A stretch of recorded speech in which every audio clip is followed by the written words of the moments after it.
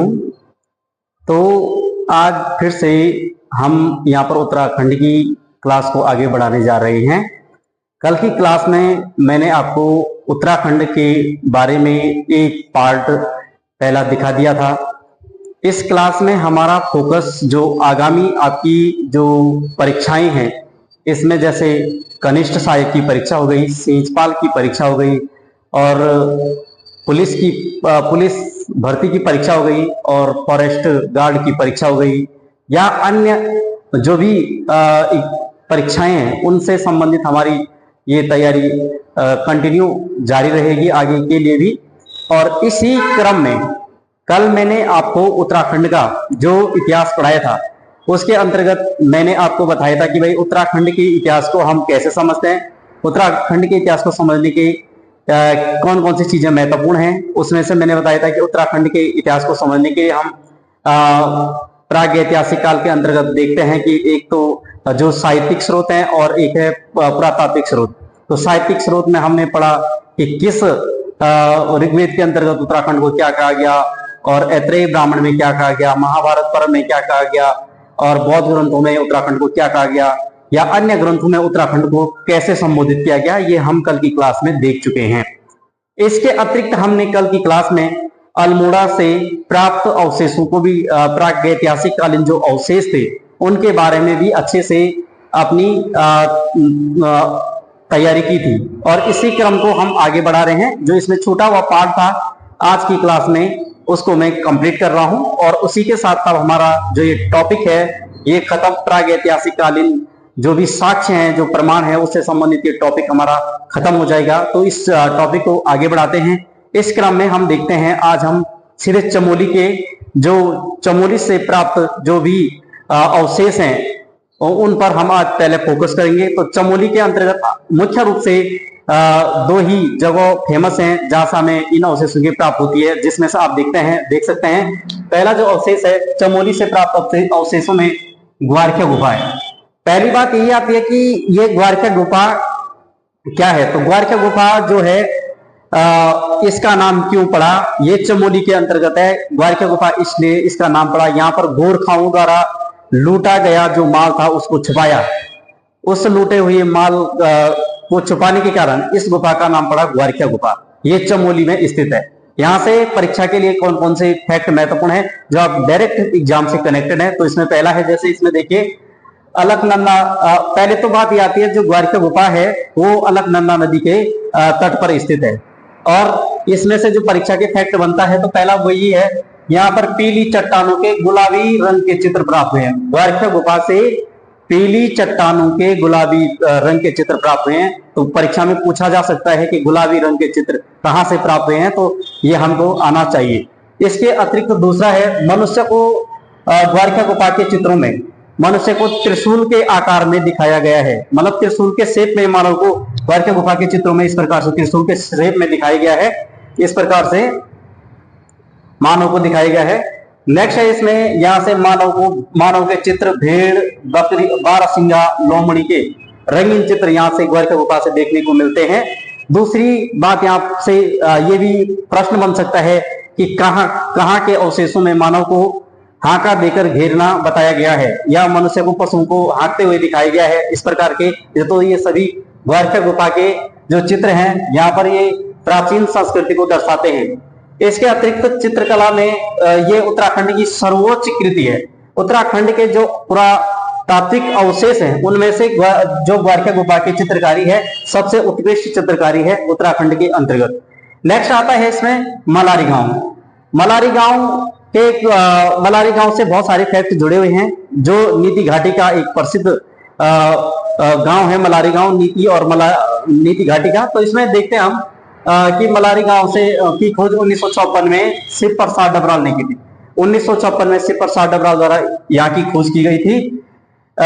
जो मलारी गांव की गुफा है वो अंडाकार गुफा है, उसका आकार अंडाकार है। पाषाणकालीन शवागारों की खोज यहाँ से की गई थी। जो पाषाणकालीन शवागार हैं यहाँ से इसकी प्राप्ति हुई थी। इसके अतिरिक्त यहाँ से अश्व, मेंढ, तस्त्रियों की प्राप्ति, टोंटी की प्राप्ति, हत्ते नुमा कुतुब भी यहाँ से प्राप्त हुए हैं। जो मलारी गांव के जो भी गुफा से प्राप्त चीजें हैं। इसके अतिरिक्त हमारे राज्य का जो राज्य पक्षी है मोनाल है, तो यहाँ से मोनाल का भी चित्र मिला है मलारी गांव के। तो इंपॉर्टेंट है ये मोनाल का चित्र कहाँ से देखने को मिलता है, तो ये मलारी गांव के शैल चित्रों जो शैल चित्र हैं यहाँ से मोनाल का एक चित्र भी प्राप्त हुआ है। इसके अतिरिक्त मलारी गांव की खोज 1983 में गढ़वाल विश्वविद्यालय के शोधकर्ताओं द्वारा यहाँ से यहाँ पर उत्खनन कार्य किया गया था। लेकिन फिर इसी शोध के अंतर्गत 2002 में गढ़वाल विश्वविद्यालय के शोधार्थियों द्वारा यहाँ पर एक सोने का 5.2 किलो का सोने का मुखौटा प्राप्त होता है। तो इससे पता चलता है कि जो प्राचीन समय में यहाँ से सोने का मुखौटा किस स्थान से किस चीज में प्रयोग हुआ होगा, या यहाँ पर राजाओं की कोई सत्ता रही होगी, इस चीज का प्रमाण हमें यहाँ पर देखने को मिलता है। इसके अतिरिक्त यहाँ पर नेक्स्ट आता है हिमालयी पशु जोबा की भी प्राप्ति होती है, और उत्तराखंड के सबसे प्राचीन लौह फलक भी यहाँ से प्राप्त होते हैं। इसके अतिरिक्त मलारी से लोहे का जार भी प्राप्त होता है। तो ये आपके टोटल जो मलारी गांव चमोली के अंतर्गत की प्राप्ति होती है। इसके अतिरिक्त नेक्स्ट आता है इसमें पौड़ी से प्राप्त अवशेष। जो चमोली और अल्मोड़ा खत्म होने के बाद हम नेक्स्ट जा रहे हैं पौड़ी। पौड़ी से देखते हैं हमें कौन कौन सी महत्वपूर्ण चीजें प्राप्त हुई है, कौन कौन से अवशेषों की हमें यहाँ पर प्राप्ति होती है। तो इसके अंतर्गत जैसे थापली हो गया, थापली की जो खोज की गई थी 1982 में केपी नौटियाल द्वारा की जाती है। 1982 में केपी नौटियाल यहाँ से चित्रित धूसर मृदभांड और तस्त्रियों तथा कटोरों की प्राप्ति हुई है। चित्रित धूसर मृदभांड तस्त्रियां और कटोरे यहाँ से प्राप्त हुए हैं। किस स्थान से, आप देख सकते हैं थापली से। इसके अतिरिक्त यहाँ से मिट्टी के काले रंग के बर्तन, मिट्टी के जो बने हुए बर्तन थे, और उन बर्तनों पर चित्रकारी की गई थी। जैसे सूर्य का चित्र बनाया गया था, इस प्रकार से सूर्य का चित्र बना हुआ था उन बर्तनों पर। सिग्मा का चित्र बना हुआ था, इस प्रकार से सिग्मा का चित्र बना हुआ था। केंद्रीय वृत्त, एक सेंटर वृत्त बना हुआ था, केंद्रीय वृत्त बना हुआ था उन चित्रों पर। इसके अतिरिक्त क्षैतिज रेखाएं और फूल, पुष्प के चित्र इन बर्तनों पर, जो ये मिट्टी के बर्तन थे, इन पर बने हुए थे। इसके अतिरिक्त ये बर्तन जो थे लाल रंग के थे, लाल रंग के बर्तन थे। लाल रंग के बर्तनों की प्राप्ति होती है यहाँ से, ये थापली से। और इसके अतिरिक्त तांबे की चूड़ियां कहां से प्राप्त होती है, ये थापली से प्राप्त होती हैं। इसके अतिरिक्त अंजन सलाखाएं, मिट्टी की बनी चूड़ियां और धान की खेती के साक्ष्य। आपको ध्यान रखना है कि थापली से, पौड़ी की थापली से धान की खेती के साक्ष्य भी प्राप्त हुए हैं। ये उत्तराखंड के अंतर्गत पहला ऐसा स्थान था जहां से धान की खेती के प्रमाण मिले हैं। जैसे सिंधु घाटी सभ्यता के अंतर्गत हम देखते हैं, वैसे इसी प्रकार से यहाँ थापली से भी धान की खेती के साक्ष्य प्रमाण साक्ष्यों की प्राप्ति होती है। इसके अतिरिक्त रणीहाट, 1977 में केपी नौटियाल ने रणीहाट की खोज की। यहाँ पर अस्त्र शस्त्र और मृत भांड की प्राप्ति हुई है। और मछली, ये लोग मछली मारने में निपुण थे, और ये कच्चा लोहे को गलाकर मछली मारने के औजार बनाने में निपुण थे, और यहाँ पर मछलियों को मारते थे, उससे अपना जीवन यापन करते थे। इसके अतिरिक्त ये रणीहाट के बारे में हमने जाना, जो अलकनंदा नदी के किनारे पर स्थित था। इसके अतिरिक्त हम चलते हैं चौथा उत्तरकाशी। उत्तरकाशी से जो पुरातात्विक अवशेष प्राप्त हुए हैं, उन अवशेषों के अंतर्गत जो प्रमुख स्थान आता है पुरोला।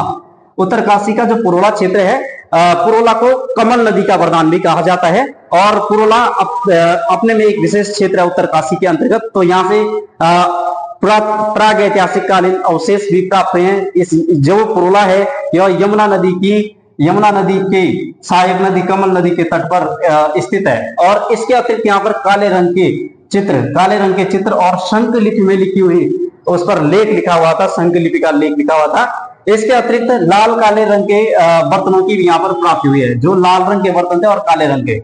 इसके अतिरिक्त यहाँ से पक्की मिट्टी के खिलौनों की भी प्राप्ति होती है। इसके अतिरिक्त यहाँ से घोड़े की हड्डियों के अवशेष भी प्राप्त होते हैं। इसके अतिरिक्त यहाँ पर एक इष्टिका वेदिका, एक वेदी प्राप्त होती है, जिसका आकार उड़ते हुए गरुड़ के समान बताया गया है, जो गरुड़ पक्षी के समान था, जो गरुड़ पक्षी के समान इसका आकार था। और ये इष्टिका वेदिका की भी यहाँ से प्राप्ति होती है। इसके अतिरिक्त उत्तरकाशी का जो नंबर 2 और महत्वपूर्ण पॉइंट आता है, वो आता है हुडली। हुडली से हमें नीले रंग के शैल चित्रों की प्राप्ति होती है। हुडली, उत्तरकाशी के हुडली से नीले रंग के शैल चित्र प्राप्त हुए हैं। इसके बाद आता है हरिद्वार का बहादराबाद आता है।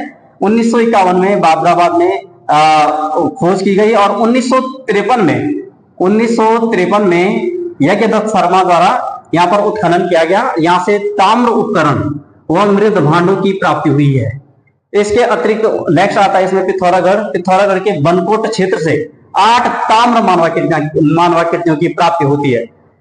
इसके अतिरिक्त चंपावत के देवीधुरा से जो सबसे पहले पुरातात्विक खोज मानी जाती है 1856 में, हेनूड को पुरातात्विक उत्तराखंड में पुरातत्व का जनक भी माना जाता है। हेनूड द्वारा किस चीज की यहाँ पर प्राप्ति की, पुरातात्विक समाधान की प्राप्ति की गई थी। जो पुरातात्विक समाधान जो शव थे उनकी प्राप्ति यहाँ से हुई है। इसके अतिरिक्त उत्तराखंड के प्रागैतिहासिककालीन अवशेषों में ये पहली खोज मानी जाती है। तो साथियों, इस टॉपिक के अंतर्गत हमने टोटल ये टॉपिक हमारा खत्म हो चुका है। इस टॉपिक के अंतर्गत हमने पढ़ा है उत्तराखंड के बारे में, प्रागैतिहासिक जो उत्तराखंड का प्रागैतिहासिक काल है इसके बारे में हमने जाना। उत्तराखंड के प्रागैतिहासिक काल के अंतर्गत हमने जाना एक जो साहित्यिक स्रोत के आधार पर, एक पुरातात्विक स्रोत के आधार पर। साहित्यिक स्रोत के आधार पर हमने जाना कि उत्तराखंड का नामकरण कैसे हुआ, किस किस ग्रंथों में उत्तराखंड का क्या नाम है, कौन कौन से ग्रंथों में उत्तराखंड को क्या कहा गया। और जो नेक्स्ट आता है पुरातात्विक स्रोत, जो जिनसे खुदाई से प्रमाण, जो खुदाई से खोद करके या किसी स्थान से विशेष प्रकार की जो चीजें प्राप्त हुई हैं, जैसे अंजन सलाखाएं हो गई, धान की खेती के साक्ष्य हो गए, सोने का मुखौटा हो गया, नीले रंग के शैलचित्र हो गए। तो ये प्राग ऐतिहासिक कालीन जो उत्तराखंड का इतिहास था। आज इसी क्लास के साथ ये टॉपिक समाप्त होता है और आप लोग मेरे इस चैनल को इसी प्रकार सपोर्ट करते रहें और आगे बढ़ाते रहिए, जिससे कि मैं आप लोगों के लिए और अच्छा से अच्छा कंटेंट लाने में लाता रहूं और आप लोगों का प्यार और स्नेह मुझ पर बना रहे। तो इसी क्रम में जो आज की क्लास है वो यहीं पे समाप्त होती है।